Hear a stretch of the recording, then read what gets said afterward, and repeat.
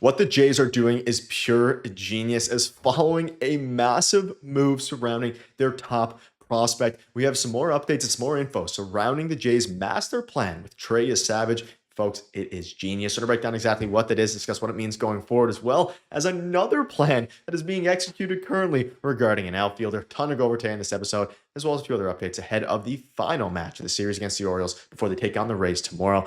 Quick reminder though, hit the subscribe button if you're enjoying the daily Jays content. I'm pumping out, 2-3 videos a day right now for you guys. So if you're enjoying that, make sure to hit the subscribe button. Ladies and gentlemen, there's a lot to go over today. Now, obviously, in yesterday night's video, the second one with Trey Yesavage, I covered a lot of, the news. Trey Yesavage is officially a Toronto Blue Jay, and he's all set to get called up on Monday. The subsequent move, we have some more info about it in this video, but in case you missed it, let's run over some house cleaning stuff first. So the Jays are promoting Trey Yesavage. Now, they're going to have to make a move here, and basically, with the new info we've gotten last night into today, I'll show some of the articles from Ben Nicholson-Smith here, but seemingly Ryan Borucki seems to be the name that is most likely going to be DFA'd to open up a spot for Trey Yesavage. And again, feel free to check out the video from last night if you want to deep dive into Trey Yesavage and how he can impact the team. I'll do it briefly on this one as well, but dominant, right? Really good, a great strikeout pitcher. He can use that changeup/splitter to get anyone out, especially lefties. So they probably don't see the need as much for Tyler Heineman for Ryan Borucki. Shout out Tyler Heineman, though. I don't know why on earth I said that, but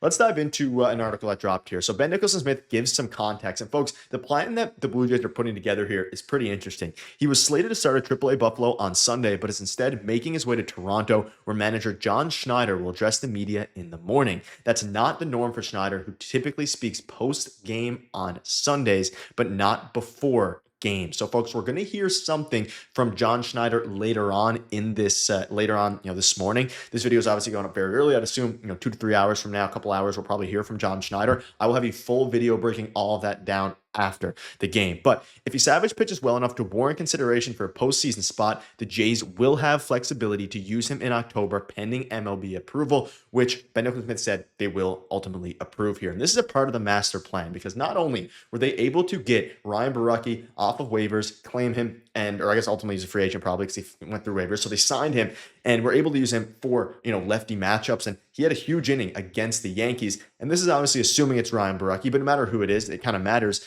It doesn't really matter the exact player. Their plan is perfect here. They have Trey Yesavage. The MLB should approve him to be able, to be available for the postseason.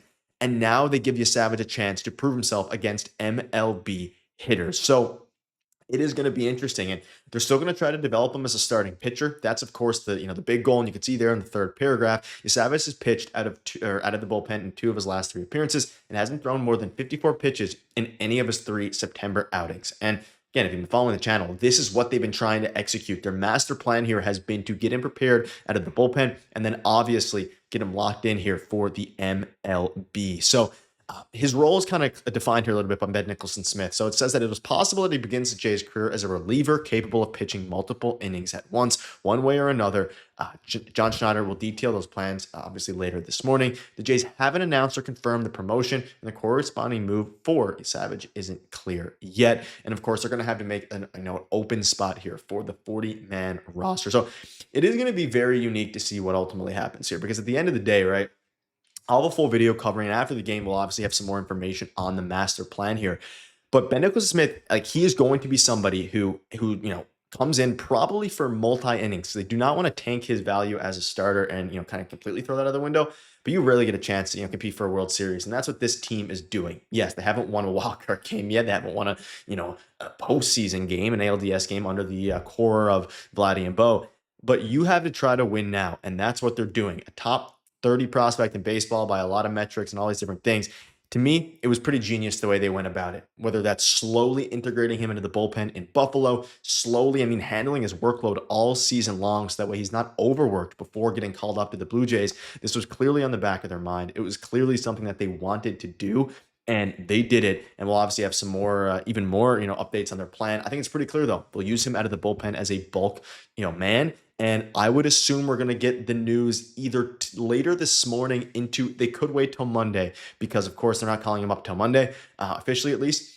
Ryan Borucki, I would assume, would be the odd man out, with Eric Lauer going to be, I guess, the left-handed relief option or long relief option, with Trey Yesavage being, he has a chance now to be kind of a a back end bullpen. Like he has that potential. He has to get there though. Like right now, they're probably going to start him in low leverage innings, and they need to be able to actually get somebody like Trey Yesavage to the point where he can get major league hitters out. Like he has the stuff. I think he can do it. But of course, the big question now is executing on the stuff that he has. But folks, pure genius out of the Blue Jays. I love it here. Just the whole way they went about it. And if you follow my channel for a while, from his promotions from A to AA to AAA to now the MLB, I've been covering it all. And even his little stuff in between, like getting him slowly acclimated to the bullpen in Buffalo, it all makes a ton of sense there. So that's pretty exciting. It's pretty exciting if you ask me. 22-year-old unorthodox release point, an absolute beast, and he has a really good chance here to make an impact on this team. And what could you ask better for a yesterday, a Sunday, a comeback win, or Saturday rather, yesterday, a comeback win against the Orioles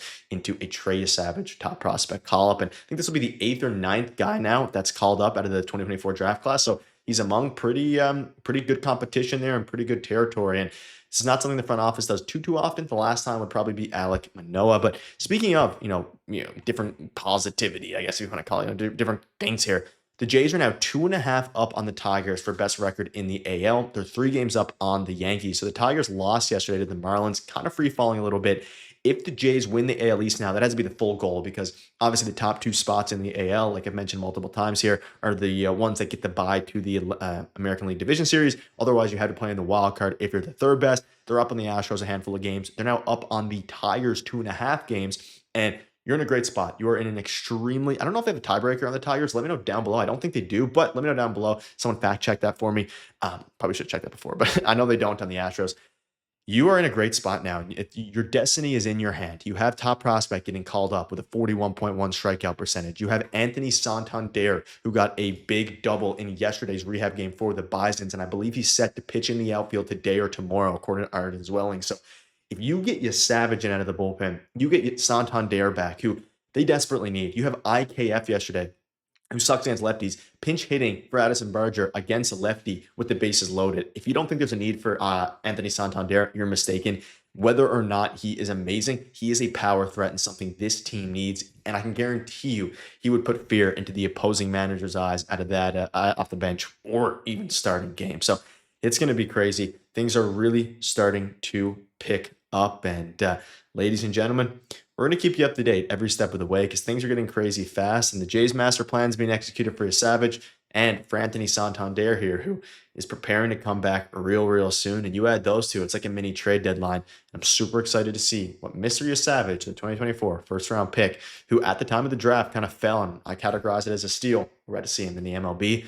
Folks, hopefully you're all enjoying this season. No matter what happens in the playoffs, obviously, take a step back for a moment and this is a special season. Not many fan bases get to experience how special this season is, especially relative to expectations coming into the year. And hopefully you guys are enjoying the videos as well. Some live streams coming soon, some crazy stuff. So thank you guys for watching. You guys truly mean the world to me. Cheers. You guys are beasts.